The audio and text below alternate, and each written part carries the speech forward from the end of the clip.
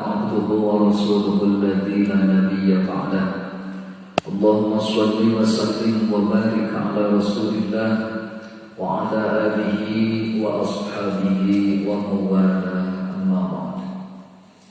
Hadirin wal hadirat ikhwatul iman rahimakumullah yang saya hormati para jamaah Masjid Al-Hujurat.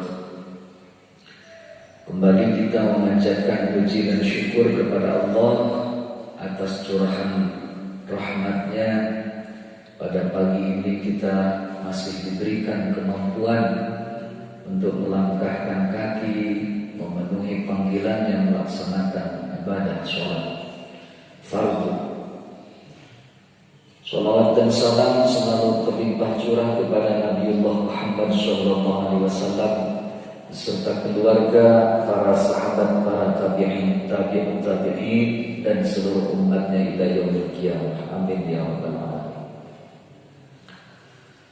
Tanpa terasa kita sudah berada di bulan Rajab. Mudah-mudahan Allah limpahkan keberkahan kepada kita di bulan Rajab ini, diberikan sehat walafiat, juga bulan Sya'ban, dan disampaikan usia kita di bulan Ramadan tahun ini. Amin ya rabbal alamin. Para jamaah rahimakumullah, insyaallah pada pertemuan ini kita lanjutkan hadis nomor 7 dari kitab Hadis Arba'in. An Abi Ruqayyah At-Tamimi Ad-Dari radhiyallahu anhu anna Nabiy sallallahu alaihi wasallam qala ad-dinu an-nasihah. Dari Abi Ruqayyah Tamim Ad-Dari radhiyallahu anhu, semoga Allah ridha kepadanya, sesungguhnya Nabi sallallahu alaihi wasallam telah bersabda, ad-dinu an-nasihah. Agama itu adalah nasihat. Qulna, kami bertanya, liman, untuk siapa? Qal, Nabi sallallahu alaihi wasallam menjawab, lillahi wa li kitabihi wa li rasulihi wa li a'immatil muslimina wa 'ammatihim. Yaitu untuk Allah dan untuk kitabnya, untuk rasulnya, dan untuk para pemimpin dari kalangan kaum muslimin, juga keseluruhan rakyatnya atau masyarakatnya. Para jamaah sekalian, ini hadis sangat penting di dalam menjalani hidup dan kehidupan kita di dunia ini, untuk supaya apa? Mengetahui perjalanan hidup kita. Disinilah pentingnya agama. Ya, ad-din yang dimaksud di sini adalah dinul Islam, agama Islam, yang sejak awal pengutusan Nabi dan Rasul disebut Nabi Nuh alaihi salam itu kan Syekhul Mursalin, ya, syekhnya para utusan. Agama tauhid, dinul Islam yang disampaikan oleh para nabi dan para rasul sama mengajak supaya bertauhid kepada Allah, supaya manusia mengetahui asalnya dari mana, lalu perjalanannya hendak kemana. Ya. Inilah kemurahan Allah Subhanahu wa ta'ala kepada kita. Yang sederhana saja, seumpama begini Bapak Ibu sekalian, mohon maaf, kita beli sebuah barang, ya, handphone kah, komputer kah, HP atau mobil, ya, dimana di situ juga sudah disertai dengan buku pedoman, buku petunjuk. Tidak sekedar buku petunjuk diberitahu, nih ini untuk A, untuk B dan sebagainya. Itu sekedar hasil karya manusia. Lalu bagaimana lagi perjalanan manusia yang begitu panjang sehingga harus memahami tentang pedoman di dalam hidupnya supaya tidak keliru dalam memilih jalan. Maka bersyukur para jamaah sekalian, ya, kita termasuk bagian daripada orang yang membenarkan ajaran yang dibawa oleh para nabi dan para rasul. Ini merupakan salah satu karunia dari Allah yang begitu besar dan tidak bisa ternilai. Bapak pernah mendengar berita seorang Bill Doris, ya, orang kaya di Amerika. Dia mendatangi notaris mewasiatkan 5 juta dolar. Berapa miliar kalau 5 juta dolar? Mungkin 60-an lebih mungkin ya. Dia mewasiatkan 5 juta dolar untuk anjing gitu. Coba. Untuk anjing kesayangannya namanya si Lulu. Gitu. Kalau ada dengan bimbingan agama, kira-kira Bapak Ibu kalau 5 juta dolar lebih baik untuk apa? Ibu bikin mau berapa masjid di pinggir jalan biar orang mudah sholat, ya? Ibu mau bikin berapa panti asuhan kalau di kita. Nah, ini pentingnya agama di situ untuk memberikan petunjuk jalan supaya kita benar. Karena kita berasal dari Allah dan akan kembali kepada Allah. Aduh, itu anjing dikasih 5 juta dolar, dikasih wasiat. Kalau mati nanti berikan ini 5 juta dolar. Coba, di sini pentingnya agama. Ya. Dan agama bukan menjadi penghalang untuk kemajuan berkreasi manusia, tidak. Justru dengan agama inilah ketika kemampuan berpikir manusia terus bertambah, berkembang, disitulah yang akan membuat ketenangan di dalam hidup adalah agama, dinul Islam yang benar. Itu. Kalau terhadap urusan dunia, kesuksesan, karir dan sebagainya, ada titik puncak di mana orang itu bosan. Kalau lihat Bapak siapa, Bob Sadino, kemana kesana kemari cuma pakai celana kolor ya, Pak? Tidak pakai jeans yang sangat mahal atau apa. Padahal dari sisi kemampuan hartanya bagaimana? Gitu. Jadi ada titik di mana meskipun segala ada, tetapi tidak bisa memenuhi kebutuhan yang ada pada diri seorang manusia. Manusia ada rohnya, harus diberi makan, yaitu dengan agama. Itu.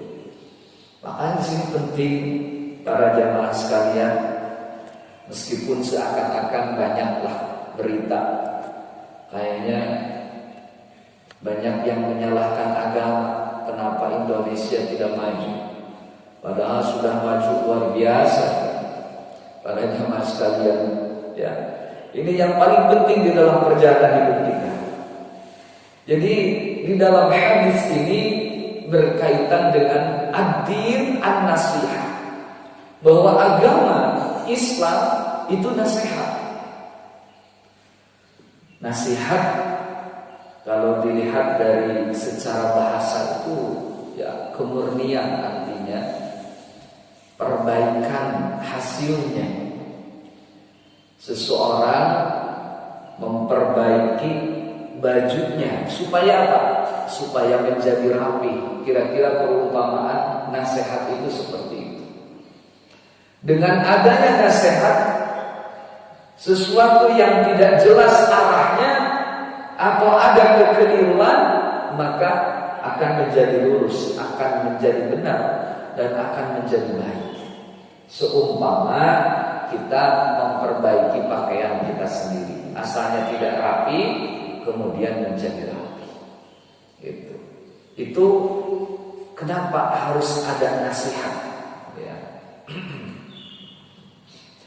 Para jemaah sekalian, ketika Nabi SAW menyampaikan ad-din an-nasihah, agama itu adalah nasihat, lalu para sahabat merespon, bertanya, qulna liman? Kami berkata, untuk siapa? Lalu Nabi SAW yang pertama menjawab, lillah, bahwa nasihat itu untuk Allah. Maksudnya bagaimana nasihat untuk Allah?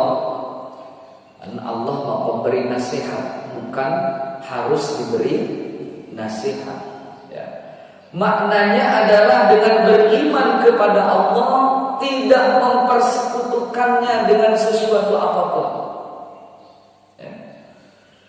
Lalu tidak mengingkari sifat-sifatnya dan harus mengakui sifat yang ada. Yang Allah miliki adalah sifat kesempurnaan, tidak ada kekurangan sedikit pun. Para jamaah sekalian, maka ketika kita mengimani Allah, tidak mempersekutukannya, berarti kita dalam hal ini menjalankan nasihat yang paling pokok di dalam kehidupan beragama kita. Ya, karena berbahaya kalau sampai kepada mempersekutukan Allah. Na'udzubillah min dzalik. Dengan apapun itu, ya, dengan apapun. Walam yakul lahu kufuwan ahad. Atau dari yang lain, laisa kamitslihi syai'un, tidak ada yang seumpama, yang setara, ya, dengan Allah Subhanahu wa taala.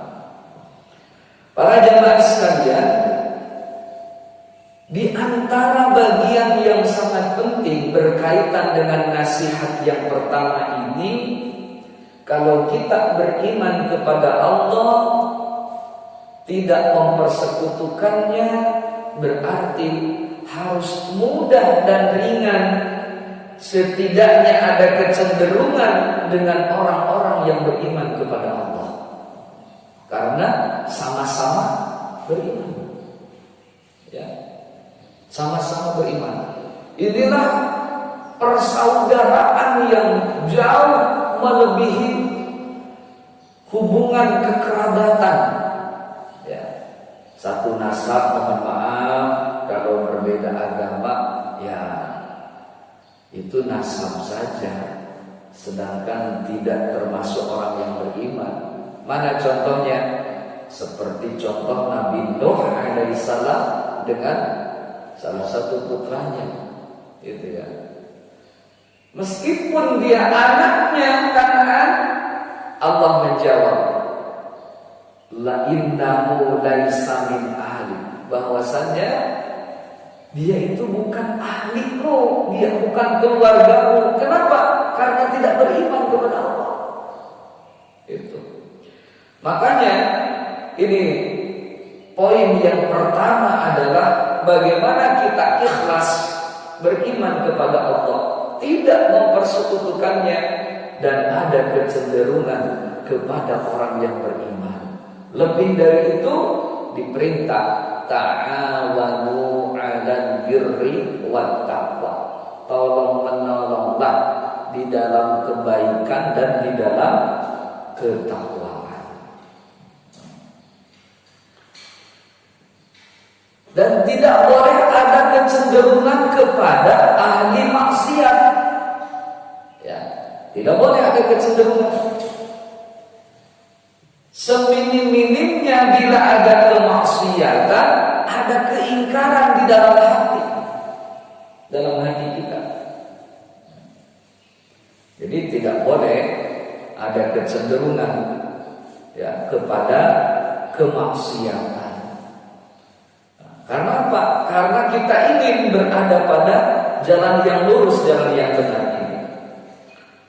Para jamaah sekalian, kemudian yang kedua, Nabi menjawab wali kitabi, bahwa nasihat itu untuk kitabnya. Beriman kepada kitab-kitab yang diturunkan oleh Allah. Ya. Kitab-kitab yang diturunkan oleh Allah, tentu yang telah disempurnakan, dibenarkan oleh Al-Quranul Karim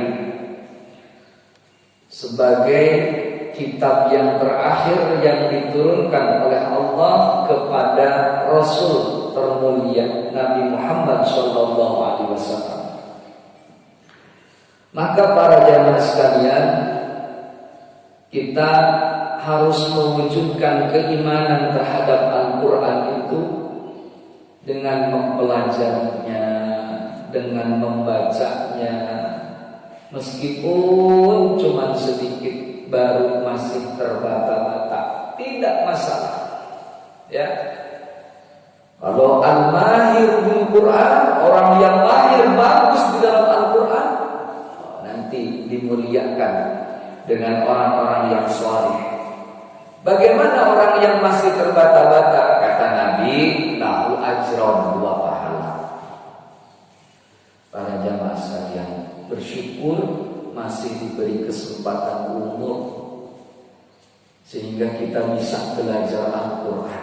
Belajarlah, tidak ada istilah kata terlambat. Betul Pak? Ya. Saya ada satu jamaah ini yang sekarang sudah masuk ke Iqra 3. Beliau keterbatasan matanya, udah lanjut yuswanya. Kalau ngaji itu pakai kaca pembesar. Ya, dari qa'ada, boroba, baru sampai situ. Gitu. Saya bilang, Mbah, semangat. Ya, Mbah mudah-mudahan diberi sehat, berkah umurnya, mudah-mudahan bisa khatam Iqra. Gak apa-apa. Tidak ada yang salah. Justru kita harus khawatir andaikan kita tidak punya bekal membaca Al-Quran untuk masuk ke alam kubur, bagaimana? Yang begitu gelap. Ya. Kita semua beriman kepada Al-Quran, wujud keimanannya harus membacanya, mempelajarinya, dan sekaligus juga mengamalkannya. Ingat kata Nabi SAW bahwasannya Al-Quran kelak akan hadir pada hari kiamat. Ya'ti yaumal qiyamah syafi'an li ashabi. Al-Quran akan hadir pada hari kiamat, akan menjadi syafaat penolong bagi sahabatnya. Coba satu huruf saja minimal 10 dibalas oleh Allah. Lalu bagaimana di satu surat, ya, satu Quran penuh. Makanya kebiasaan membaca Al-Quran jangan sekedar pada bulan Ramadan. Ayo di luar Ramadan baca Al-Quran. Ya. Ada seorang pengusaha. Ya Allah, ya Rabbana, ya. Saya selama ini hanya sekedar mengusahakan bisnis, usaha, itu aja. Ketika sudah sampai di usia ini, kata beliau itu nangis. Saya sampai tidak sempat membaca Al-Quran. Ya. Kalau nama mah sudah tenar, ya. Tetapi kalau tidak baca Al-Quran tidak bisa. Tolong bimbing saya Pak Asep, katanya. Saya ingin sebelum mati bisa membaca Al-Quran. Ini para jamaah sekalian. Selagi ada kesempatan kita mengimani kitabullah yang akan menyelamatkan kita, yang akan menolong kita, maka bacalah. Bacalah Al-Quran. Terlebih kalau bisa sampai menghafalnya, meskipun cuma sedikit, ya. Kita tidak bisa sampai hafal banyak, tidak mengapa. Kalau dalam sholat, faqra'u ma tayassara minal Qur'an, baca apa yang mudah bagimu dari Al-Quran. Malah ada dikisahkan kan, seorang pemimpin di satu pasukan yang diperintahkan Nabi, tiap sholat baca surah Al-Ikhlas. Tiap sholat, sampai pasukannya ini bukan protes tapi bertanya gitu, kenapa sih kalau tiap sholat tuh baca-baca Al-Ikhlas? Oh, rupanya bukan sekedar hafalan Al-Ikhlas kalau itu, tetapi karena apa? Kata sahabat tersebut, di dalam surah Al-Ikhlas, di situ ada sifatul Rahman, sifat-sifat Allah. Makanya saya cinta dengan itu. Lalu Nabi mengabarkan, sampaikan kepada dia bahwa Allah mencintainya. Insya Allah Pak ya. Ya, setahun kita tambah satu surat, sebulan kan bagus Pak.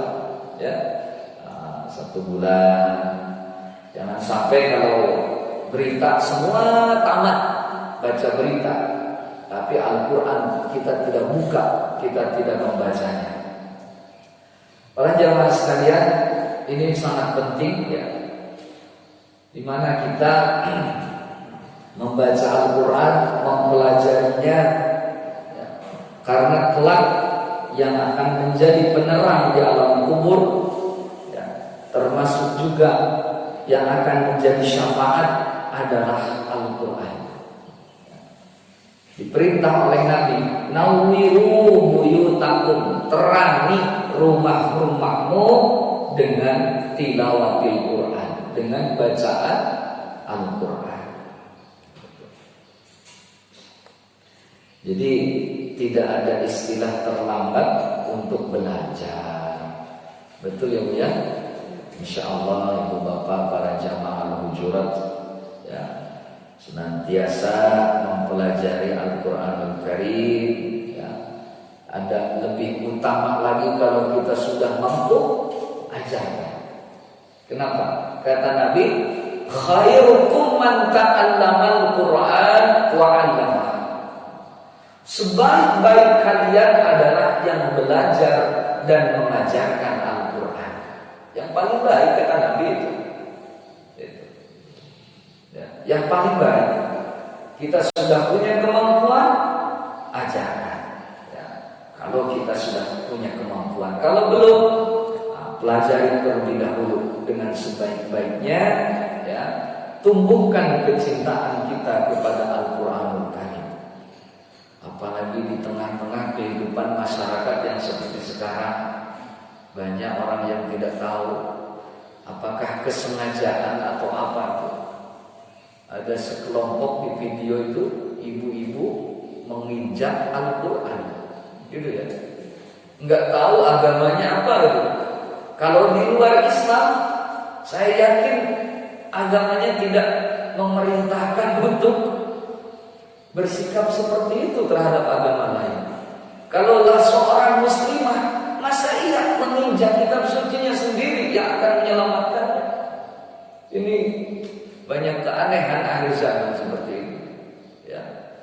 Padahal harus kita muliakan, harus kita agungkan, takdiman dimuliakan. Ini kalau kita lihat di Masjid Nabawi, di Masjidil Haram ya baik. Aduh, Al-Quran tiap hari lap, dirapihkan, disimpan pada tempatnya. Gak boleh ada tercecer sedikit pun. Mohon maaf, kayak naruh misalnya di palang dada seperti itu misalnya. Apa namanya? Usai, apalagi di bawah. Waduh, langsung diambil, diciumnya, disimpan di tempatnya. Kenapa? Takdiman, mengagungkan ataupun memuliakan. ini para jamaah sekalian, apalagi kita masuk nanti bulan Ramadan, ya, bulan diturunkannya Al-Quran, ayo penuh semangat, ya. Banyak metode sekarang untuk mempelajari Al-Quran. Mau iqra, qiraati, libat, tilawati, banyak macamnya. Mana yang mudah bagi kita, silakan. Saya alhamdulillah juga ini di komplek di sana sudah ada 2 kelas yang iqra, Pak. Karena kan dulu sibuk kuliah, sibuk bekerja, sudah pensiun, baru ada kesempatan. Gak apa-apa, saya bilang. Ada 30 orang yang daftar, alhamdulillah. 30 orang dari awal ayat itu. Dalam perjalanan ada dalam keadaan, ya itulah Pak, mohon maaf Pak, namanya usia kita tidak tahu Pak, betul. Ya, ada satu jamaah yang bersemangat sekali, belum selesai tapi sudah diwafatkan. Saya yakin itu pun akan sangat berguna, ya, ketika menghadap Allah Subhanahu wa taala. Karena apa? Sudah mewujudkan niatnya untuk belajar Al-Quran, ya. Mulia belajar Al-Quran itu. Sampai ada satu jamaah ibu-ibu, saya sedang membaca Al-Quran, semua sedang tunduk melihat Al-Quran, ya. Beliau memang udah di usia 90, tapi luar biasa masih penuh semangat buat ikut belajar. Sedang membaca Al-Fatihah gini Bu, wailul maghdubi alaihim waladdallin. Tiba-tiba look di masjid sedang ngaji. Look, udah. Ibu-ibu yang lain tidak tahu kenapa, sedang konsentrasi baca. Ya Allah, betapa beruntung Ibu, kata saya. Insya Allah sekarang di alam barzah sudah Ibu rasakan bagaimana nikmatnya satu huruf, satu kalimat, satu ayat, satu surat dari Al-Quran yang dibaca. Syafi'an akan menjadi, syafaat akan menjadi penolong. Ya, maka kita tumbuhkan semangat dulu. Para jamaah sekalian, kemudian yang ketiga adalah nasihat untuk Rasulullah. Maknanya apa? Maknanya bahwa kita sebagai umatnya harus ittiba'an li sunnati Rasulillah. Ittiba'an itu ikut kepada sunnah Rasulullah SAW.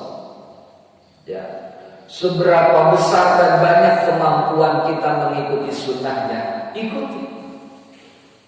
Jangan pakai akal. Ya. Kalau pakai akal, kenapa sih harus ngelilingin Ka'bah terus nyium Hajar Aswad? Ya. Terus kalau pakai akal, kenapa kalau wudhu pakai sepatu yang kotor bawahnya yang diusap atasnya? Itu pakai akal. Ya, kita sebagai umat Rasulullah, karena Nabi melakukan itu, ya sudah, ittiba kepada Nabi. Kalau Nabi tidak melakukan, kata Sayyidina Umar, saya juga tidak melakukan. Itu. Makanya kita kecintaan kepada Nabi SAW, kita mentaati Rasul, melaksanakan ajaran Rasul, berarti itu sekaligus wujud ketaatan kita kepada Allah Subhanahu wa Ta'ala. Ya, kita mampunya 2 rakaat dulu sholat sunat, ya 2 rakaat. Gitu. Saya kalau ditinggalkan sebelum subuh sholat fajar, ya kita ambil, gitu ya, para jamaah sekalian. Kemudian berikutnya nasihat untuk para pemimpin kaum muslimin. Ini perlu bahwa dalam kehidupan kita harus ada orang yang memberi nasihat. Ingat, ketika benteng Konstantinopel tidak juga sudah sebulan lebih, tidak juga roboh, tidak bisa ditembus. Bagaimana bisa ditembus Al-Fatih? Di laut sekalipun pakai rantai, dihalangi rantai, bagaimana kapal bisa masuk? Coba, kapal perang, kapal laut, bagaimana bisa masuk? Di laut itu dirantai. Ya Allah. Disitulah peran penting seorang ulama. Pada saat itu seorang ulama kemudian bermimpi, ya, bertemu dengan Abu Ayyub Al-Ansari yang dimakamkan dekat dengan benteng Konstantinopel itu. Berziarahlah kamu ke sana. Kemudian diberikan nasihat, ya, Al-Fatih ini diberikan nasihat oleh ulama. Dia hampir putus asa, tapi kemudian dengan nasihat ulama ini dia menjadi tenang. Ini Pak, dalam perjalanan kepemimpinan kaum muslimin seperti itu. Posisi yang tinggi, pemimpin berkuasa, tetapi ada yang mengingatkan penguasa, yaitu ulama. Ya, ulama. Nah, ini salah satu contoh bagaimana supaya ketika ada kekeliruan segera diluruskan. Ya, dan tidak ada yang bisa memberi nasihat kecuali ulama. Ulamanya yang mana? Ulama ul-amilin, ulama yang mengamalkan ilmunya. Itu. Kita juga diperintah atiullah wa atiur rasul wa ulil amri minkum. Taati Allah, taati Rasul, ya, dan juga ulil amri di antaramu. Kita harus ada pemimpin dalam kehidupan bermasyarakat, bernegara. Tetapi ketika ada kekeliruan, ketika ada salah dalam mengambil keputusan, maka harus ada orang yang memberikan nasihat dengan baik-baik, dinasihati. Mohon maaf Pak, di sebelah sana tuh ada anak-anak suka nongkrong. Ya, dengan kekuasaan itu bisa selesai. Tapi tidak sekedar nongkrong, ada minum-minuman keras. Ya. Itu kan dengan kekuasaan bisa beres seperti itu. Dengan pendekatan yang baik, dengan mau'idhah hasanah. Ini para jamaah sekalian, yang terakhir adalah nasihat itu untuk umat Islam secara keseluruhan, di mana kita harus saling memberikan nasihat. Ini sudah jadi kebiasaan kalau para sahabat dulu Pak, mohon maaf. Ketika ada sahabat yang keliru membaca Al-Quran, lalu diingatkan oleh sahabat Abdullah bin Mas'ud radhiyallahu anhu, ya, diingatkan, bukan begitu bacanya. Saya menerima dari Nabi seperti ini. Oh begitu, iya. Dan sudah menjadi pemahaman umat Islam seharusnya nasihat menasihati itu karena hal yang sangat penting. Maka orang yang menasihati pilih cara yang baik, waktu yang tepat, ya. Juga barangkali lebih baik sendiri atau tidak dalam kerumunan orang banyak, diberi nasihat sendirian seperti itu, ya. Bagaimana orang yang menerima nasihat? Harus merasa bersyukur ketika ada orang yang memberikan nasihat. Berarti Allah sayang kepada kita. Jangan sampai mau memberikan nasihat kebaikan tetapi caranya tidak tepat sehingga tidak sampai itu. Ada satu jamaah baru senang ke masjid Pak, baru senang. Ya, saya itu sudah bersyukur, alhamdulillah. Ini si fulan udah mulai senang ke masjid. Karena belum begitu banyak bekal ilmu, dia habis sholat asar itu berdiri, sholat sunat. Ada jamaah nih, dia mau menasihati, tetapi caranya tidak baik. Itu sholat apa kamu? Nah, seperti itu, ya. Sholat sunat Pak. Orang polos tidak tahu. Baru senang ke masjid tapi belum belajar. Sholat sunat.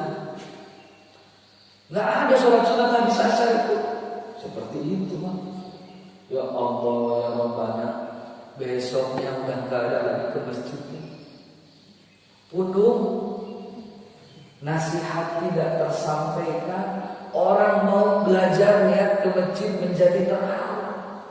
Kenapa? Karena cara yang tidak tepat. Coba kalau nasihat ditanya dulu, "Nuhun sewu Mas, ini kira-kira tadi sholat apa ya habis sholat asar?" "Sholat sunat Pak." "Sholat sunat apa?" "Ba'da." "Oh kalau ba'da asar kan gak ada." "Oh itu enak kalau seperti itu." Tapi kalau kamu ditunjuk-tunjuk, apa ini? Wah, orang gak mau lagi ke masjid Pak. Seperti itu. Ini salah satu contoh aja. Orang tersebut sampai nangis. Ya, nangis. "Pak, saya itu gak enak kok. Masa seperti itu saya? Memang saya tidak tahu." Gitu. Saya tidak tahu. Sampai pindahnya, ya. Yang mudah-mudahan sekarang tambah ilmu ya, rajin ke masjid. Nah, di mana tinggal itu orang itu. Cuman jamaah yang mengingatkan ini, barangkali kita harus memilih cara yang tepat, yang baik. Ya, seperti apa kalau ngingetin orang? Paribasa Sunda Bapak, saina heran, lautna benar. Itu. Tambah musuhnya. Airnya tetap jernih, ikannya dapat. Nah, gitu. Jadi nasihat yang kita sampaikan berupa kebaikan dapat diterima dengan enak, ya, sehingga dia malah merasakan keberuntungan karena ada orang yang menasihati. Jadi kita bisa pilih waktu, bisa pilih cara mana yang tepat, karena tidak boleh kita memberikan nasihat tapi untuk mempermalukannya. Betul Pak? Ya. Nah, ini kalau dalam agama begitu. Kalau di kantor mungkin lain, urusan pekerjaan ya harus gini biar diketahui karyawan yang lain. Mungkin seperti itu. Tapi kalau dalam urusan agama, ayo, mungkin kita cukup berbicara empat mata saja. Ini yang saya ketahui seperti ini, kira-kira bagaimana? Nah, barangkali kalau dia karena ketidaktahuan, dia akan sangat bersyukur kalau diberitahu. Nah, ini para jamaah sekalian, makanya inti daripada ajaran Islam, ya, itu adalah nasihat supaya kita berada pada jalan yang lurus, berada pada jalan yang benar, sehingga kita selamat di dunia wal akhirah. Kita bersyukur ketika kita diberikan ilmu oleh Allah Subhanahu wa taala, ya. Tapi di sisi lain kita juga harus bersyukur manakala ada orang yang menasihati kita. Itulah di antara kasih sayang Allah kepada kita. Sehingga mohon maaf para jamaah sekalian, jangan sampai yang tadinya dekat sahabat gara-gara memberi nasihat menjadi bagaimana? Menjadi retak. Jangan sampai seperti itu. Justru sahabat yang sebenarnya ketika dia ada keliru dinasihati, itu berarti sayang kepada sahabatnya. Semoga Allah menambah ilmu dan kepahaman kepada kita semua. Demikian yang dapat disampaikan pada kesempatan ini. Mohon maaf apabila ada hal yang kurang berkenan. Kita tutup dengan doa akhir majlis. Subhanakallahumma wa bihamdik, asyhadu an la ilaha illa anta, astaghfiruka wa atubu ilaik. Wa fawwidu amri ila Allah, innallaha basirun bil ibad. Hapunten anu kasuhun. Wassalamualaikum warahmatullahi wabarakatuh.